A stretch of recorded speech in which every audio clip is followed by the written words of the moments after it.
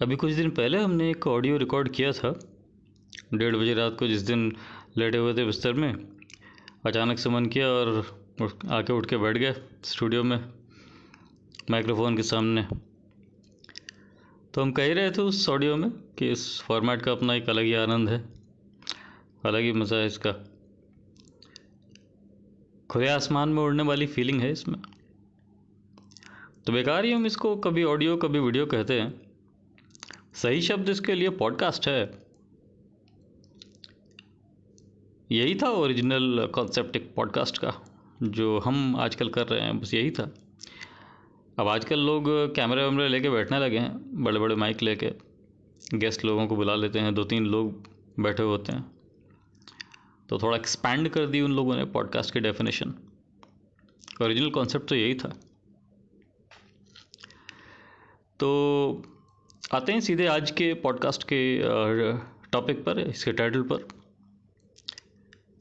कि महाभारत 2.0 का लक्ष्य संभव या असंभव।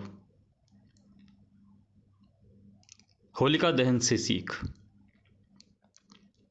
अभी संभव असंभव का प्रश्न तो लोग हमेशा ही उठाते रहते हैं। हम ही इस टॉपिक के साथ छेड़छाड़ नहीं करते थे अब तक, लेकिन अभी कुछ दिन पहले जब वो पॉडकास्ट रिकॉर्ड हुए हैं, कौन से, जो पार्ट 1 पार्ट 2 दो हिस्सों में रिकॉर्ड हुए थे, जिसमें हमने महाभारत 2.0 के मार्ग की बाधा की बात की थी। तो एक बाधा से डील किया था पार्ट 1 में, दूसरी बाधा से डील किया था पार्ट 2 में। तो पार्ट 2 में बाधा से डील करने से पहले संभव असंभव पर थोड़ी बात हमको करनी पड़ी गई थी।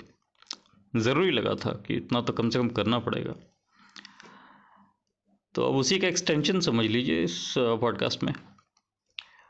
थोड़ा और बोलना आवश्यक लग रहा है, तो बस उतना ही बोलेंगे। बहुत ज़्यादा तो हम वाकई अभी इस टॉपिक में घुसना नहीं चाहते। अभी ये सही स्टेज नहीं है इस कैंपेन में संभव असंभव पे ज़्यादा बात करने की, लेकिन थोड़ी बात अभी करेंगे। तो होलिका दहन से सीख क्या मतलब है? होली के एक दिन पहले रात को हम लोग होलिका जलाते हैं। क्या करते हैं? लकड़ियाँ इकट्ठा करते हैं एक जगह बहुत सारी, और पूजा वगैरह जो भी होती है उस पर अभी हम बात नहीं करेंगे। हम तो लकड़ी के जलाने वाला जो डायमेंशन है उस पर बात करने जा रहे हैं। तो लकड़ियाँ एक जगह रहती हैं काफ़ी सारी इकट्ठा, और एक एक तरफ से आग लगा देते हैं हम लोग, और क्या, धीरे धीरे आग फैल जाती है, सब जगह जलने लगती है। अब इसी को ज़रा वेरियस परमिटेशन कॉम्बिनेशन से ज़रा अलग अलग लॉजिकल पॉसिबिलिटीज़ से इसको कंसिडर करते हैं। मान लीजिए हमारे सामने एक लकड़ियों का ढेर है। ऐसे ही रैंडमली मान लीजिए 800 लकड़ियां हैं उसमें, सब सूखी लकड़ियां हैं, बिल्कुल तैयार हैं जलने के लिए। अब उनमें आग अगर लगानी है, उनको जलाना है, तो हम लोगों को कितनी तीलियां चाहिए उसको जलाने के लिए? क्या 800 लकड़ियों को जलाने के लिए 800 तीलियां चाहिए? क्या 800 बार 800 अलग अलग जगह से उसमें आग लगानी पड़ेगी? नहीं। ये बड़ा ऑब्वियस है कि किसी भी एक कोने से शुरू कर दें। सारी लकड़ियाँ जो हैं वो पहले ही से तैयार हैं, तो एक तीली बस किसी भी तरफ से लगा दो, आग तो फिर सब जगह फैलने वाली है। अब इससे कोई फर्क नहीं पड़ता कि आपने बाईं तरफ से लगाई आग, या दाहिनी तरफ से लगाई, या आगे से, पीछे से, ऊपर नीचे से। आग लगाने भर की देर है। जहां से भी शुरू किया उसको फैलना सब जगह है।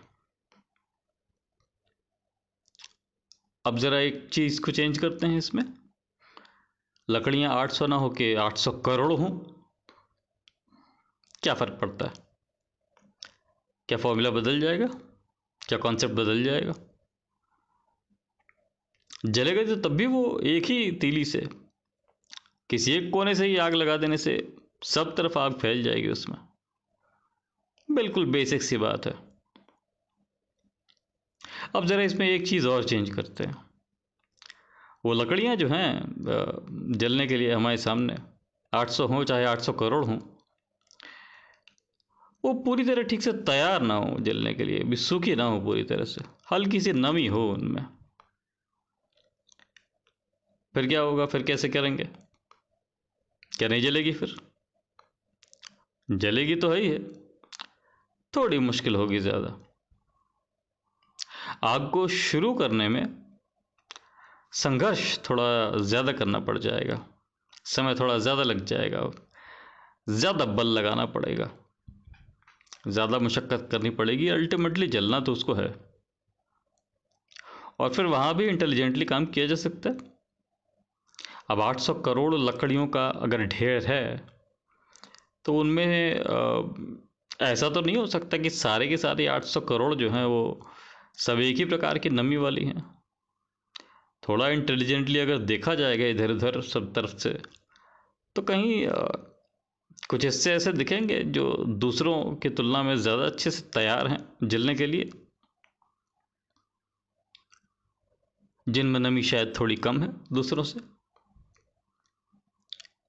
तो थोड़ी ही देर में जैसे ही वो एरिया आइडेंटिफाई हो जाएगा, बस वहीं से शुरू कर दिया जाएगा। और संघर्ष तो वहाँ भी करना पड़ेगा, क्योंकि कोई भी लकड़ी पूरी तरह तैयार नहीं थी। तो एक पीरियड ऑफ स्ट्रगल के बाद, एक संघर्ष का एक अवधि के बाद आग लग जाएगी वहाँ से। और जैसे ही एक जगह से आग लगेगी, ये बात बहुत ही ज़्यादा इम्पोर्टेंट है समझने के लिए, सभी लोगों के लिए है बड़ी सिंपल सी, लेकिन बहुत ज़्यादा इम्पोर्टेंट है कि जैसे ही एक तरफ से आग लग जाएगी, लकड़ियाँ सारी की सारी नमी वाली थी, कोई सूखी लकड़ी नहीं थी, लेकिन किसी तरह कहीं से आग लग गई एक बार। अब जब लग गई तो जहाँ लग गई वहाँ से गर्मी फैलेगी सब जगह, आग की गर्मी। और आसपास की जो लकड़ियाँ हैं जो नमी वाली हैं, उनकी नमी धीरे धीरे उड़ती जाएगी और वो लकड़ियाँ सूखने लगेंगी और वो जलने के लिए तैयार होने लगेंगी। अब उनके लिए कुछ किया भी या नहीं गया था, अलग से हाथ भी नहीं लगाया गया उनको, तो बस ये ओरिजिनल वाली जो लकड़ियाँ थी उनमें किसी तरह से बहुत बल का प्रयोग करके, किसी न किसी तरीके से बल बुद्धि सब कुछ लगा के उसमें आग लगा दी गई बस किसी तरह। अब उसका प्रभाव ये हुआ कि उसके आसपास के की लकड़ियाँ जो हैं वो अपने आप ही तैयार होने लगी जलने के लिए, सबकी नमी जाने लगी। और जैसे जैसे वो तैयार होती जाएंगी और आग फैलते फैलते उन तक जाने लगेगी, तो आग का बल भी बढ़ने लगेगा, लपटें और बड़ी होने लगेंगी, गर्मी का पावर और बढ़ने लगेगा। और जैसे जैसे ये पावर बढ़ता जाएगा, तो वो जो प्रोसेस अभी हुई थी वो प्रोसेस और ज़्यादा फास्ट होने लगेगी।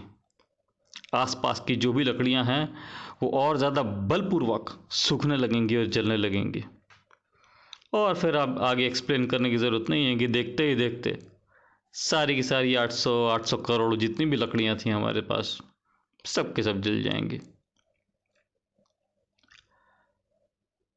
पता क्या चलता है इससे? पता ये चलता है कि लकड़ियों की संख्या 800 थी या 800 करोड़, लकड़ियों की स्थिति सूखी थी या नमी वाली थी, बहुत ज़्यादा फर्क नहीं पड़ता। अगर संकल्प पक्का हो हमारा कि इनको जलाना है, तो किसी न किसी तरह, किसी न किसी कोने से आग शुरू हो ही जाती है। और जब किसी भी तरीके से किसी भी कोने से आग शुरू हो गई, तो फैलना तो फिर इसको पूरे जंगल में है, पूरी दुनिया में।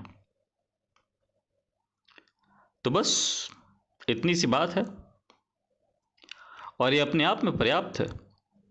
लोग बार बार संभव असंभव का प्रश्न चिन्ह खड़ा करते हैं कि ये कैसा असंभव लक्ष्य लेके बैठ गया। लोगों को आश्चर्य बाद में इस चीज़ पर कम होने वाला है कि ये असंभव नहीं था, ये बिल्कुल संभव था।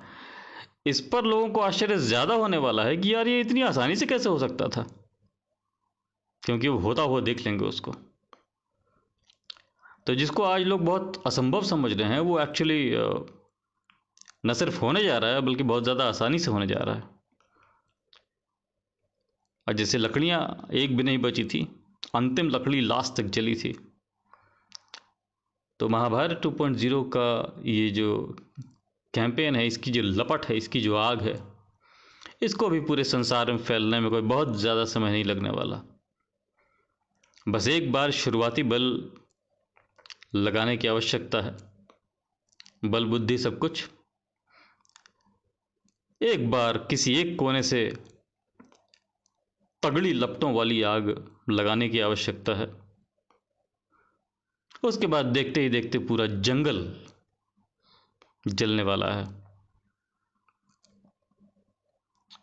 इसी के लिए हम लोग अपना वो मीडिया इवेंट प्लान कर रहे हैं। होगा नहीं होगा सब समय बताएगा, और क्या पता उसके बिना ही सब कुछ हो जाएगा। सब ईश्वर के ऊपर है, जैसी ईश्वर की इच्छा। लेकिन एक चीज तो तय है, इस एनालॉजी से, इस सिमिली से, इस उपमा से इतना तो समझ में आता है कि जो लोग इस लक्ष्य को असंभव माने बैठे हैं, उन्हें इस बात को समझना चाहिए कि ये एक इनिशियल स्ट्रगल के अलावा और कुछ भी नहीं है। इसमें चैलेंज, ये बिल्कुल मतलब एक इनिशियल चैलेंज के बाद, एक शुरुआती चुनौती के बाद, ये एक स्वाभाविक सी बिल्कुल एक्सपेंशन की प्रक्रिया है वो। और आग का एक्सपेंशन फिर होता किस तरीके से? वो कोई आराम से थोड़ी ना होता है। आग की लपटें तो देखते ही देखते जला देती है ना पूरे जंगल को। तो बस यही होने जा रहा है ग्लोबल स्केल पर। एक बार कैंपेन उस लेवल पर पहुंच जाए, उसके बाद फिर समय नहीं लगने वाला। पॉसिबिलिटी इम्पॉसिबिलिटी का तो प्रश्न ही नहीं उठता, उसमें समय ही नहीं लगने वाला ज़्यादा। वो इतनी तेजी से होने वाला है सब कुछ। देखते ही देखते पूरी दुनिया के 800 करोड़ लोग इसकी चपेट में आने वाले हैं।